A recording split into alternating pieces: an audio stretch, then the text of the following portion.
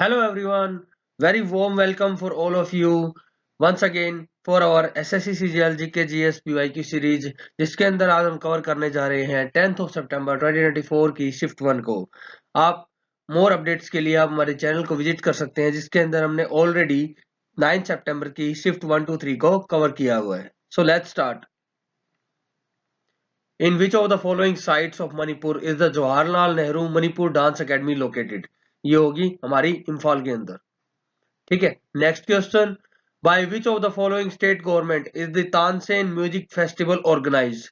ये होगा मध्य प्रदेश गवर्नमेंट के द्वारा। ठीक है, next question, which of the following places is related to Gandhi's satyagraha of the year 1970s? ये होगा हमारा चंपारण सत्याग्रह।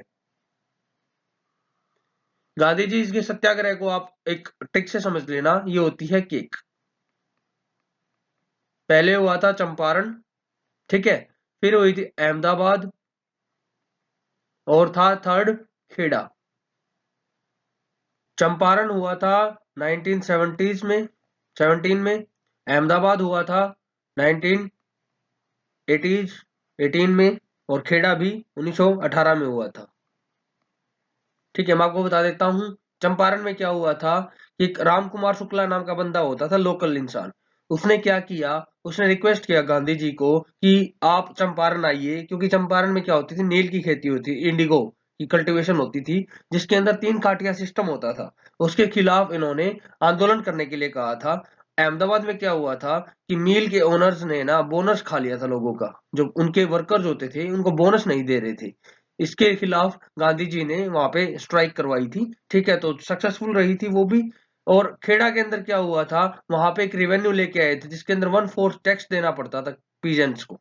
उसके खिलाफ इन्होंने अपना एक स्ट्राइक ऑर्गेनाइज की थी। 1915 में ये भारत वापस आए थे, आप ये समझ सकते हैं। उसके बाद इन्होंने इनके ये 3 जो सत्याग्रह थे सक्सेसफुल सत्याग्रह रहे थे। इसके बाद ही ये एक फेमस पर्सनैलिटी बन पाए थे, जिसके बाद इनका एक जो हमारी इंडिपेंडेंट स्ट्रगल है उसके अंदर एक अच्छा नाम हो पाया था गांधी जी का।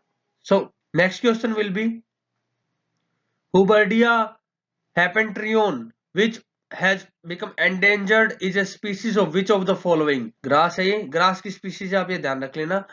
ये देखो, ये एसएससी सीपीओ का भी क्वेश्चन है, रिपीटेड क्वेश्चन है, टायर 1 में आया हुआ था। ठीक है, 2022 में, और ये सीएचएसएल के अंदर भी रिपीटेड है, तो आप ये देख लेना, क्वेश्चन रिपीट हो रहे हैं हर बार। Which of the following is in geographical proximity to Sri Lanka? निम्नलिखित में से कौन सा स्थान भौगोलिक रूप से श्रीलंका के समीप है? ओनली कराईकाल, कराईकाल एंड यनम, माहे और ओनली यनम। चलो मैं आपको ये बता देता हूं कि ये चीजें है क्या। ये चारों पार्ट किस चीज के बारे में पूछ रहा है। ठीक है, पहले आप मैप को देखो। ये देखो, ये क्या होता था, एक पौंडीचेरी है ना हमारा, 2006 से पहले इसको पुदुचेरी बोलते थे। ठीक है, और ये क्या होती थी, एक फ्रेंच टेरिटरी होती थी, फ्रेंच जो लोगों की अधीन होती थी 1962 तक। ठीक है, तो इसके 4 पार्ट्स होते थे उस टाइम पे, जिसको कलेक्टिवली मिला के हम पुदुचेरी बोलते थे। वो होती थी एक तो कराईकाल, माहे, यनम और एक ये पौंडीचेरी हमारी। तो इसने नॉर्मली एक क्वेश्चन पूछा है कि जो श्रीलंका है कंट्री, उसके पास में कौन सी टेरिटरी लगती है, तो ये होगा हमारा आंसर कराईकाल। माहे पूछे तो इसके अंदर आप देख लेना, केरला के अंदर है ये। ठीक है, और यनम पूछे आंध्रा के अंदर है ये, आप देख लेना, तमिलनाडु में पुदुचेरी और कराईकाल है। तो यही इसने क्वेश्चन पूछा है। ठीक है, next question will be, which 5 year plan primarily focused on गरीबी हटाओ इनिशिएटिव? कौन सी पंचवर्षीय योजना मुख्य रूप से गरीबी हटाओ पहल पर केंद्रित थी? देखो, लास्ट लेक्चर में हम लोगों ने डिस्कस किया था कि 5 ईयर प्लान वहां भी पूछे गए थे। ठीक है, तो यहाँ भी रिपीट हो रहा है, तो आप ये देख लेना, इसके अंदर होगा 5th 5 ईयर प्लान। 5th कब से कब तक था, मैं आपको बता देता हूँ, ये था 1974 से 78 तक। ठीक है, इंदिरा गांधी गवर्नमेंट ने इनको इंट्रोड्यूस किया था। इसके अंदर क्या था, एक तो नेशनल हाईवे सिस्टम भी लेके आए थे, हाईवे सिस्टम भी लेके आए थे, और मिनिमम नीड प्रोग्राम भी लेके आए थे। टारगेट ग्रोथ होती थी 4.4% की, बट हमने अचीव की थी 4.8% की। ठीक है, बाद में 1978 या 78 के अंदर जो newly elected Morarji Desai government थी, उन्होंने इस प्लान को ड्रॉप कर दिया था। बाकी प्लान्स के बारे में समझ लो। थर्ड के अंदर क्या हुआ था, थर्ड आया था हमारा 1961 टू 66 तक चला था ये, ठीक है। इसके अंदर पंचायत इलेक्शन वाला मेन है, पंचायत इलेक्शन जो इंट्रोड्यूस किए गए थे इस टाइम पे किए गए थे, ये देख लेना, ये इंपॉर्टेंट है बहुत ज्यादा। और जो हमारी जो चाइना वॉर पाकिस्तान वॉर हुई थी उसके हॉलीडेज डिक्लेयर किए गए थे। प्राइमरी फोकस हमारा एग्रीकल्चर पे होता था, और improvement of production of wheat, wheat की प्रोडक्शन के ऊपर ज्यादा फोकस रहता है, क्योंकि उस टाइम पे हमारा प्राइमरी सेक्टर इतना डेवलप था नहीं। तो मोस्टली हमारी नीड क्या होती थी कि हम पहले हमारे लोगों के लिए खाने के जितना अनाज उगाएं, ताकि हम सेल्फ डिपेंडेंट बन पाए, ठीक है। और फोर्थ प्लान आया था आपका 69 टू 74, ठीक है। इसके अंदर गडगिल फार्मूला इंट्रोड्यूस किया गया था, ग्रीन रेवोल्यूशन की बात हुई थी, ठीक है, ये भी देख लेना।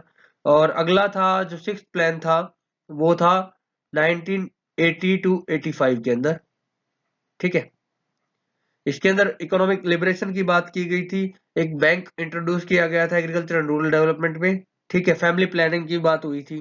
तो इतना ही है, काफी है, इतना ही था 5 ईयर प्लानिंग के अंदर। बाकी आप देख लेना, क्योंकि ये रिपीट हो रहे हैं क्वेश्चन 5 ईयर प्लानिंग के ऊपर, बार बार रिपीट हो रहे हैं। Next question will be, which of the following statements is incorrect about DPSP, Directive Principles of State Policy? राज्य के नीति निर्देशक सिद्धांतों के बारे में सही नहीं है। कौन सी स्टेटमेंट? देखो, ये लास्ट शिफ्ट में भी ये क्वेश्चन रिपीट हुआ था, उससे पहले फंडामेंटल राइट के ऊपर रिपीट हुआ था, जिसके अंदर हमने रीट पढ़ी थी, और उसके बाद में फंडामेंटल राइट के ऊपर पूछा था। आप ये देख सकते हो डीपीएसपी के बारे में, इसने वही क्वेश्चन फिर से रिपीट किया है कि इंपॉर्टेंस क्या है, जो हमने देखो इस टेबल के अंदर देखी थी। इसके अंदर ये देखो पॉजिटिव है, नॉन जस्टिसिएबल है, ये क्वेश्चन पूछा हुआ था ना कि जस्टिसिएबल है या नहीं, कोर्ट्स में आप इनको एनफोर्स नहीं कर सकते। एस्टेब्लिश करना इनका एम क्या होता है, social economic moral political sanctions लगाते हैं, प्रमोट वेलफेयर करती है, ठीक है, यही इसने पूछा, देखो ये, ठीक है। कौन सा गलत होगा? Promote welfare of individuals, hands up, they are, ठीक है, पर्सनल एंड इंडिविजुअलिस्टिक, ठीक है, ये पूछा हुआ है। ये देखो कहाँ मिलेगा, ये आपको ये फंडामेंटल राइट के अंदर मिलेगा, पर्सनल एंड इंडिविजुअलिस्टिक, ठीक है। आप ये देख लेना, क्योंकि ये सोशलिस्टिक होते हैं, ये समाज के बारे में बात करते हैं, सोसाइटी के बारे में बात करते हैं, ना कि एक इंडिविजुअल के बारे में। इंडिविजुअल के बारे में बात कौन करेगा? हमारा मौलिक अधिकार। मौलिक अधिकार इंडिविजुअल को मिलते हैं, कि आपके खुद के इंडिविजुअल अधिकार क्या क्या है, ठीक है। अब डीपीएसपी अगर हम थोड़ा आप समझ लो, डीपीएसपी हमारे पार्ट 4 में है, ठीक है। आर्टिकल 36 से 51 के बीच में हमने देखा था। 3 टाइप के होते हैं, ये आपको पता है, सोशलिस्टिक होते हैं। 3 ब्रॉड कैटेगरी में इनको डिवाइड किया गया, सोशलिस्टिक, गांधीयन और लिबरल इंटेलेक्चुअल प्रिंसिपल्स होते हैं, आपको पता ही है ये, ठीक है। और इंस्ट्रूमेंट ऑफ इंस्ट्रक्शंस किसने कहा था इसको? हमारे बी आर अम्बेडकर, हमारे अम्बेडकर जी ने। और कौन सा कॉन्स्टिट्यूशन बोला था? ग्रैनविल ऑस्टिल ने। ये पूछ लेता है, आप देख लेना, ठीक है। Next question will B, after the death of Humayun, the 13-year-old Akbar was coronated in 1556 at Kalanur. Humayun की मृत्यु के बाद 13 वर्षीय अकबर का 1556 में कलानौर में राज्य अभिषेक हुआ था। ये कहाँ पे है? पंजाब में होगा, ये देख लो, तख्ते अकबरी, ये इनकी बैठने की जगह थी, जो कलानौर पंजाब में अभी भी अवेलेबल है। मैं आपको, अच्छा देखो, लास्ट शिफ्ट में क्या पूछा गया था? अकबर के नौरतन के बारे में, ठीक है, आप समझ लो। पैटर्न आप देख रहे हो, हर शिफ्ट के अंदर अगर कोई क्वेश्चन पूछ रहा है ना, तो उसी के रिलेटेड क्वेश्चन नेक्स्ट शिफ्ट में आ रहा है, ठीक है, आप ये देख लेना।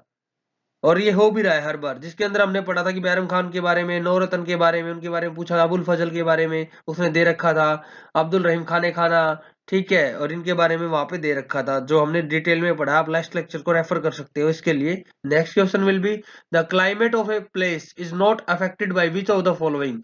किसी स्थान की जलवायु निम्नलिखित में से किस के द्वारा प्रभावित नहीं होती? ये टाइप ऑफ सोइल के द्वारा। मिट्टी का क्लाइमेट के ऊपर कोई इंपैक्ट नहीं पड़ता, ये आप देख लेना, ठीक है। क्यों? मैं आपको बता देता हूँ। देखो, लोकेशन क्यों इंपॉर्टेंट होती है? उसकी लोकेशन है क्या? पहाड़ पे है, नीचे है, ऊपर है, किस एलिवेशन पे है, किस एल्टीट्यूड पे है, किस लैटिट्यूड पे है, वो देखा जाता है, वो बहुत इंपॉर्टेंट होता है। वो क्वेश्चन देख लेता, क्योंकि रिपीट होता है ये चीजें। रिलीफ भी इंपॉर्टेंट होता है। बाकी आप ये देख लो, फैक्टर अफेक्टिंग ऑफ क्लाइमेट, ये लैटिट्यूड, किस लैटिट्यूड पे है, डिस्टेंस सी से डिस्टेंस कैसी है, क्योंकि समुद्र बहुत इंपैक्ट करता है, ठीक है। आप ये देख, एल्टीट्यूड किस एल्टीट्यूड पे है, डिस्ट्रीब्यूशन ऑफ लैंड सी कैसा है, हिमालयन माउंटेन, हिमालयन या माउंटेन या कोई माउंटेन के आसपास है, नहीं किस रिलीफ पे है, ये फैक्टर्स अफेक्ट करते हैं जलवायु को, ठीक है। वैसे तो मेन तो 6 ही फैक्टर होते हैं, बट आप देख लेना बहुत सारी चीजें होती हैं, बट हाँ, सोयल कभी भी इम्पैक्ट नहीं करते, क्योंकि मिट्टी का इतना ज्यादा क्लाइमेट पे इम्पैक्ट नहीं पड़ता। हाँ, पोल्यूशन वगैरह पे आप बोल सकते हो कि पोल्यूशन क्या है, एग्रीकल्चर के अंदर क्या इम्पैक्ट ला रही है सॉल्यूशन अपनी सॉइल्स को। ठीक है, next question, in which musical note did Newland put the metal cobalt and nickel with halogens? Newland धातु कोबाल्ट एंड निकल को हैलोजन के साथ किस म्यूजिकल नोट में रखा था? ये डू में होगा। ये न्यूलैंड ऑक्टेव के बारे में पूछ रहा है। ठीक है, जो हमने एनसीईआरटी के अंदर मिलेंगे, हमारी 40 की एनसीईआरटी में मिलेंगे आपको। ये आप ये देख लेना, 10th की एनसीईआरटी में है। वही मैं बता रहा हूँ, 10th की एनसीईआरटी इसलिए इंपॉर्टेंट है क्योंकि देखो हर बार क्वेश्चन रिपीट हो रहे हैं कहीं पे। वो इससे लास्ट लेक्चर में ये आईयूपीएसी नेम के बारे में पूछ रहा था, फिर ये केमिकल फार्मूलाज पूछ रहा है जो डायरेक्ट एनसीईआरटी के अंदर आया है, डिस्प्लेसमेंट रिएक्शंस के बारे में पूछ रहा है, रेडॉक्स रिएक्शंस के बारे में पूछ रहा है।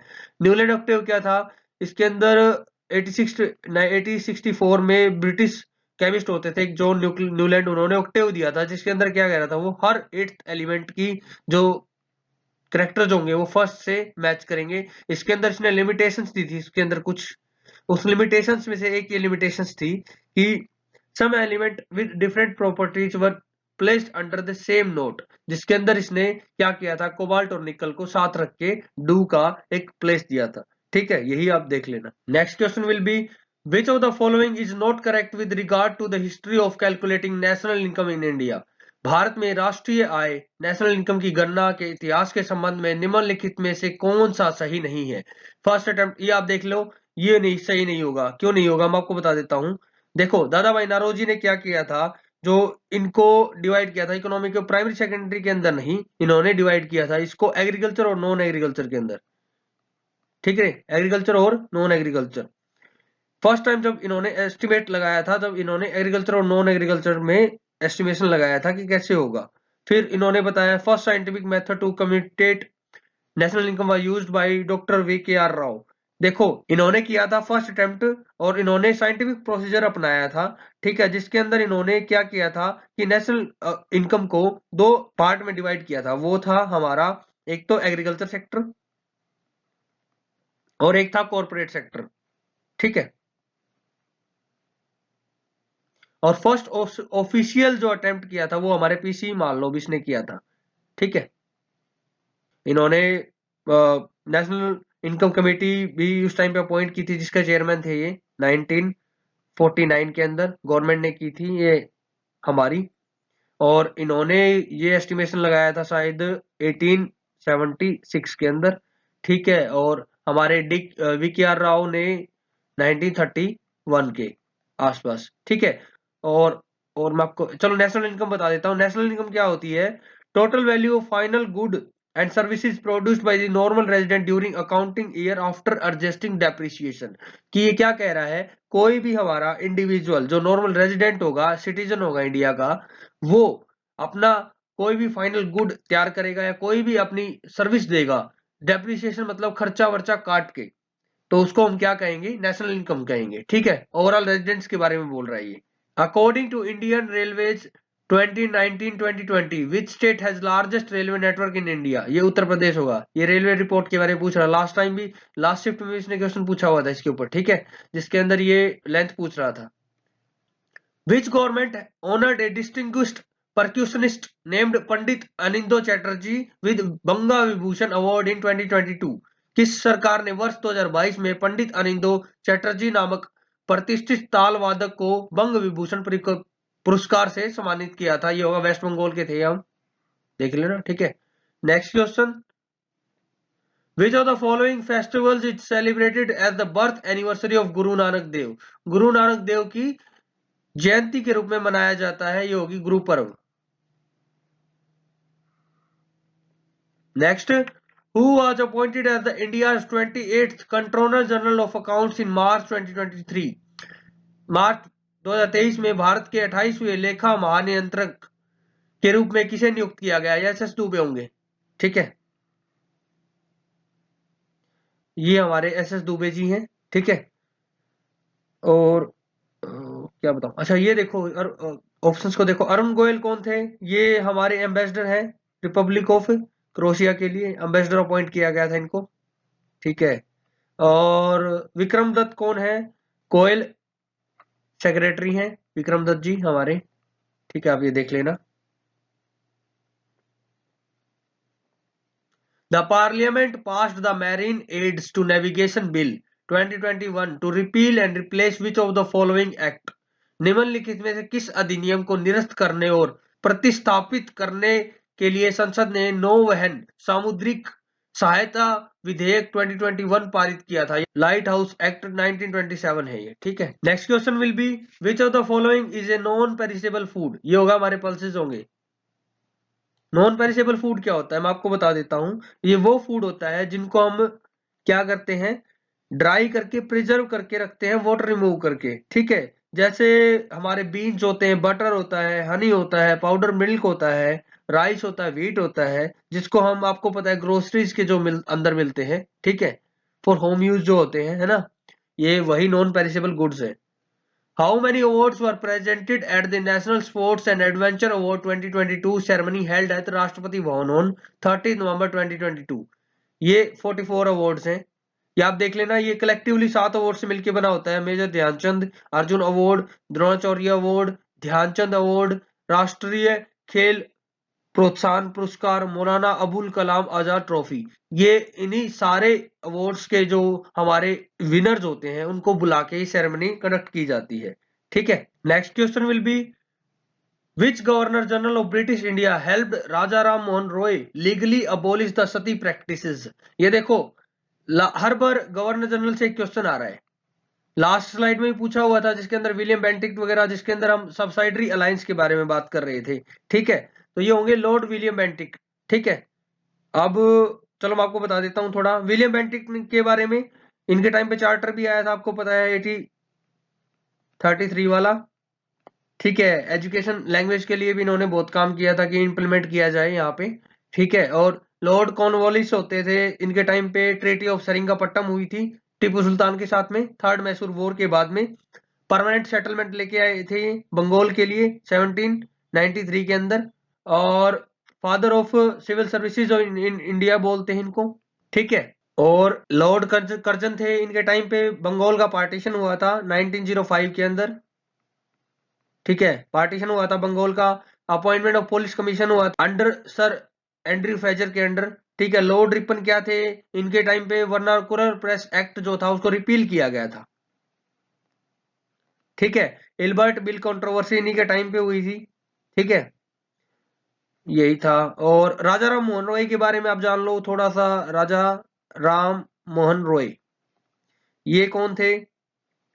फाउंडर ऑफ ब्रह्मो समाज, आत्मीय समाज। ब्रह्मो समाज के फाउंडर थे। 28 में ब्रह्मो समाज की स्थापना की थी, ठीक है। 1814 में इन्होंने आत्मीय सभा की स्थापना की थी, ठीक है। अकबर टू ने इनको राजा का टाइटल दिया था, ठीक है। समाद कुमुदी और मिरात उल अकबर इनकी पर्सनल जर्नल्स होती थी। वो जो समाद कुमुदी थे वो बंगाली वीकली आता था, इनका एक न्यूज़पेपर होता था, ठीक है। सती और चाइल्ड मैरिज पे इन्होंने बहुत काम किया था, इनको बैन करवाने में इन्होंने बहुत हेल्प की थी हमारी। Next question, when was the first Asian kabaddi championship held? 1980s में हुई थी ये, ठीक है। Next question will be the decomposition of gaseous ammonia on hot platinum surface is a order reaction at high pressure. ये होगा 0 पे। क्यों? क्या? क्योंकि यहाँ पे प्लेटिनम जो है हमारा वो एज ए कैटलिस्ट यूज हो रहा है, ठीक है। तो हाई प्रेशर के ऊपर क्या होता है, मेटल का जो सरफेस है वो सैचुरेट हो जाएगा, इसलिए यहाँ पे वो होगा 0। ये ऑर्डर ऑफ रिएक्शन होगी, ठीक है। आप देख लेना। Next question, which of the following was mascot of FIH men's hockey world cup 2023? ये ओली होगा, ये वाला ओलिव रिडली टर्टल है ये, ठीक है। आप देख लेना। Next, Indian constitution has established independent judicial system. ये जुडिशरी से, हमारा जुडिशरी जो है वो लेजिस्लेचर से इंडिपेंडेंट है, उसका कोई इंटरफेरेंस नहीं होता एक्सेप्ट सम सर्कमस्टांसेस। कोई भी लेजिस्लेचर कोई भी रूल बना रहा है तो उसको रिव्यू करने का काम हमारा जुडिशरी करती है, ठीक है। आप ये देख लेना। So next question will be which organisms are classified as aves?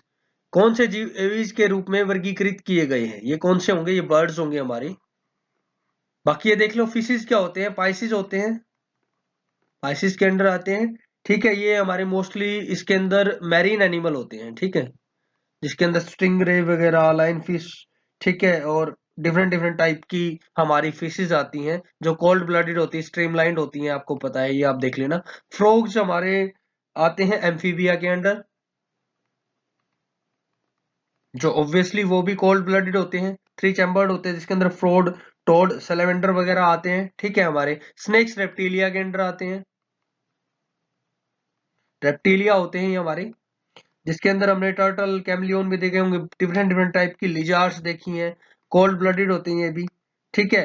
ये भी 3 चैम्बर्ड हार्ट होता है, बट इनके अंदर एक एक्सेप्शन होता है जो हमारा होता है वो क्रोकोडाइल, जो फोर्ड क्रोकोडाइल जो 4 चैम्बर्ड हार्ट होता है, ठीक है।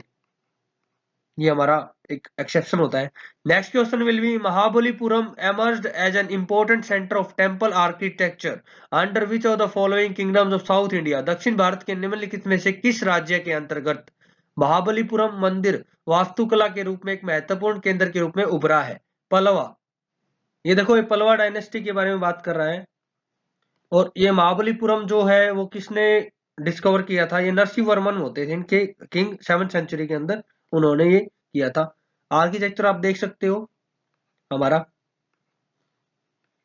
There is no competition of our architecture in the world level, आप ये समझ सकते हो।